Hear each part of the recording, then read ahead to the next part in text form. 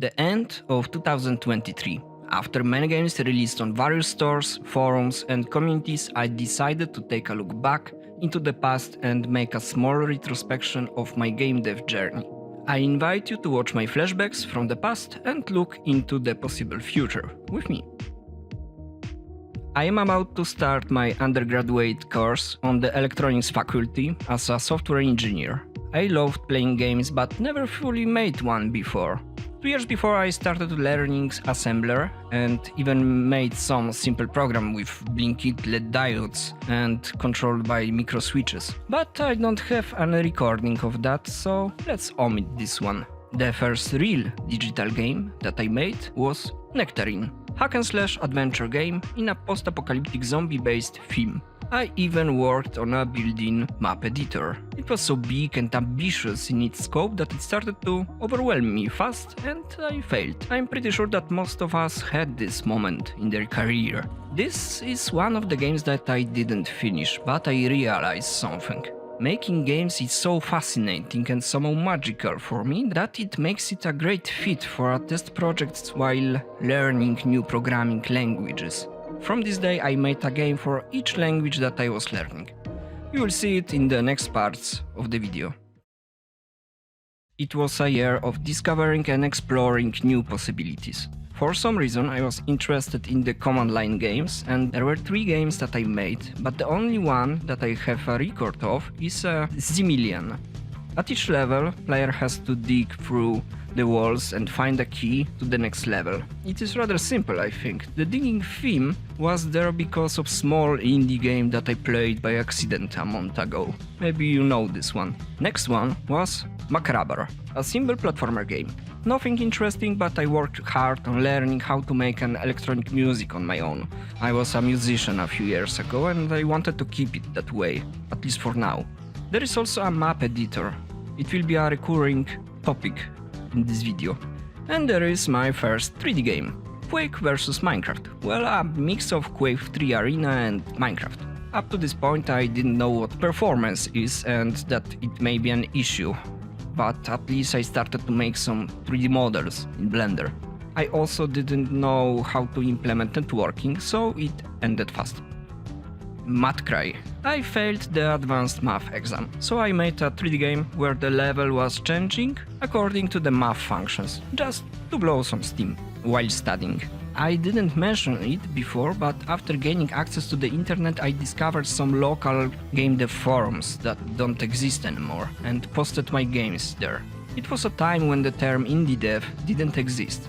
Same as free game engines, most of us were writing their own engines back then. I am experimenting with mobile gaming, Java Micro Edition to be clear. I am learning Java, a new language that is so weird to me that I have a problem understanding it as someone coming from the assembler or C++ environment. At least I'm ending up making a small bullet hell shooter, inspired by classic shoot 'em ups, and remaking some simple bubble game. The last one was a gift for my friend, because she changed the phone and the original game didn't work on the new one. My first and only remake in my game dev career, for now. Okay, let's learn some C# this time. Tamagotchi Politician, where you can grow your own politician on your desktop. Look how cute it is with all the dirty money he is pooping out. One Icon Army. Semi-auto battler where you fight icons on your desktop. If you lose, an icon will be deleted. In this game I discovered how to random number generators can be seeded, and I use this idea in the next game, which is the word that makes up the word. My first experiment on procedural generation and enemy AI simulation.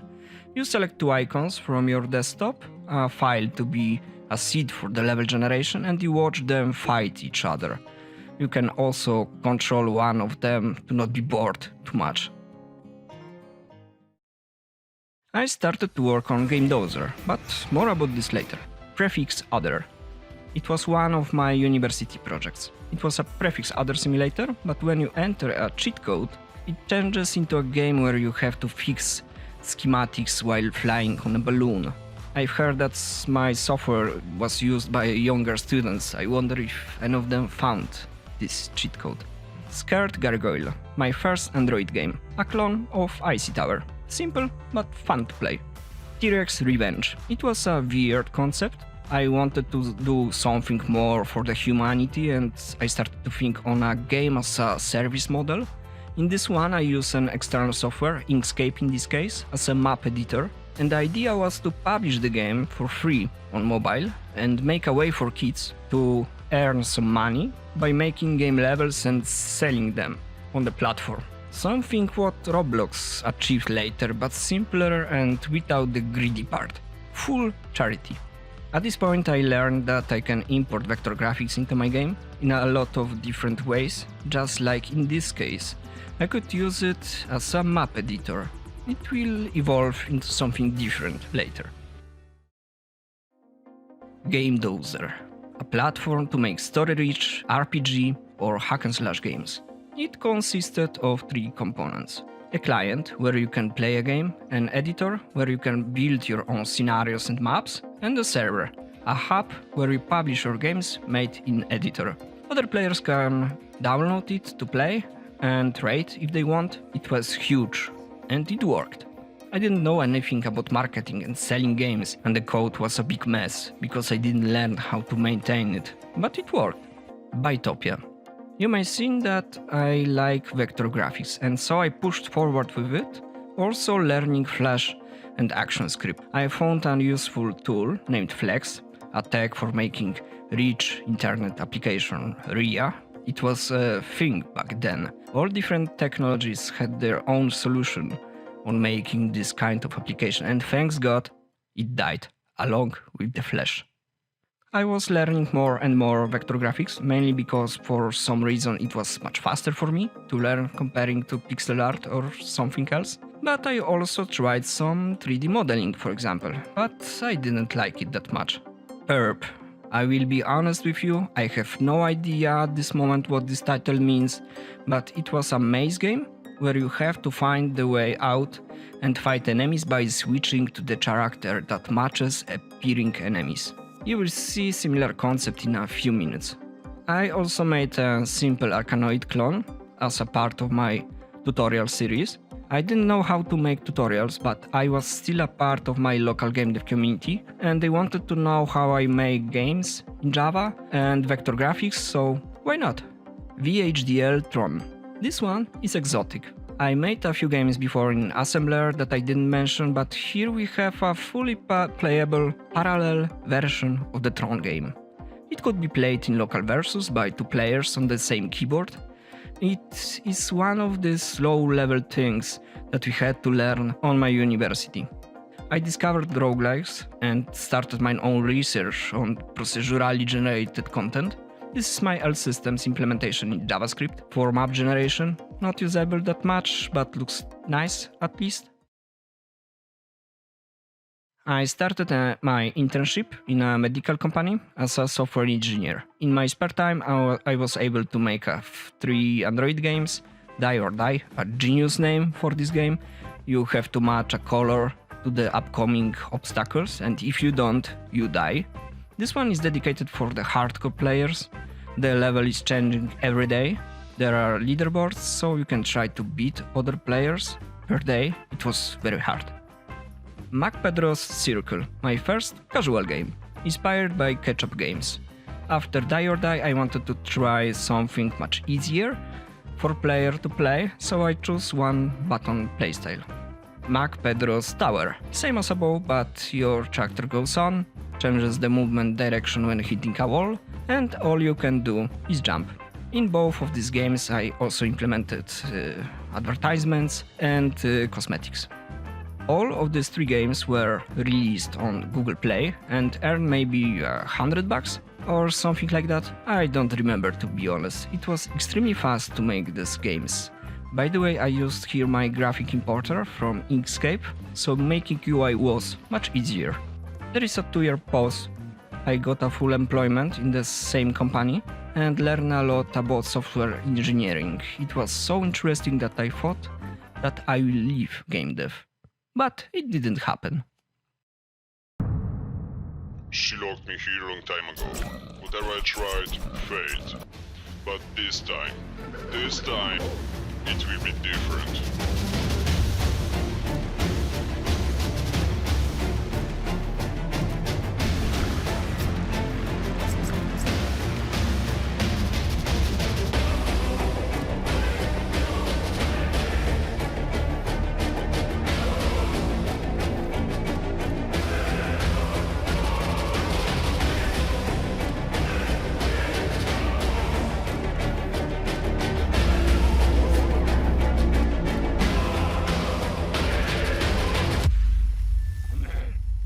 But I need your help.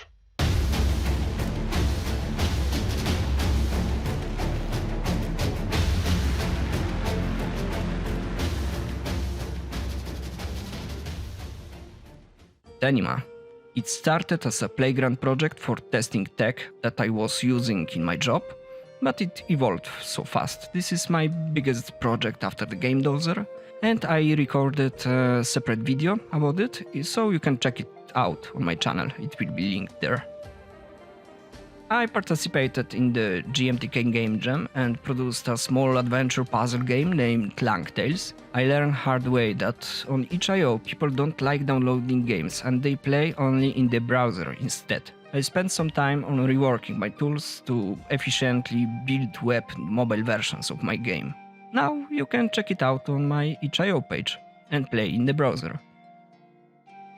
I realized that I need at least 1 or 2 years more to finish TAnima, too long to sustain on my savings.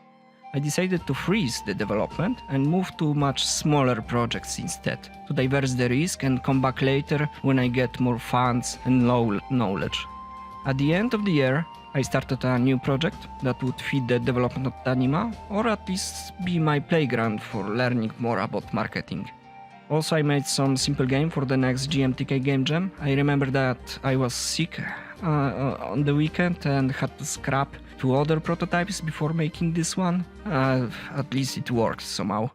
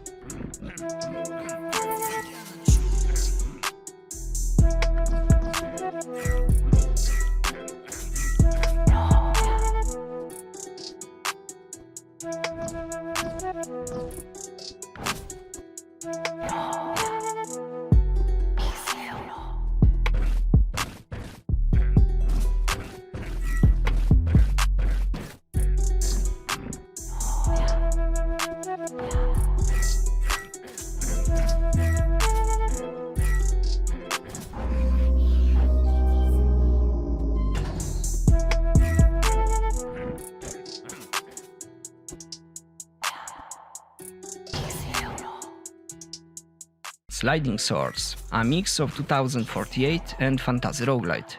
It took me a few months to make and almost a year to fully release. While promoting it on social media, I found out that the genre and the presentation makes it very hard to catch players' attention. Mainly because it was too abstract and hard to understand what is going on. Puzzle players thought that it is a pure puzzle games and didn't like the mechanics that were much deeper than they expected. And the roguelite players on the other side saw it as boring puzzle games and didn't even touch it. I got a little wishlist bump after the Alexa video. Thanks for it, Alexa. And Steam Next Fest, but it was clear that it won't be a hit. It was released on Google Play and Steam and earned about $200. While making Sliding Swords, I decided to extract and encapsulate as much code and tooling from TAnima that I could to make my next games faster. Do you remember the idea of designing levels in Inkscapes and importing them to game as SVG? It evolved here into UI editor. Investing time on properly maintaining engine and adding tooling suitable to my workflow made my work much faster in the next games. It was crucial for me because in June I came up with an idea to prototype games by attending game jams and choose the best one as my main project. So welcome to my game jam streak.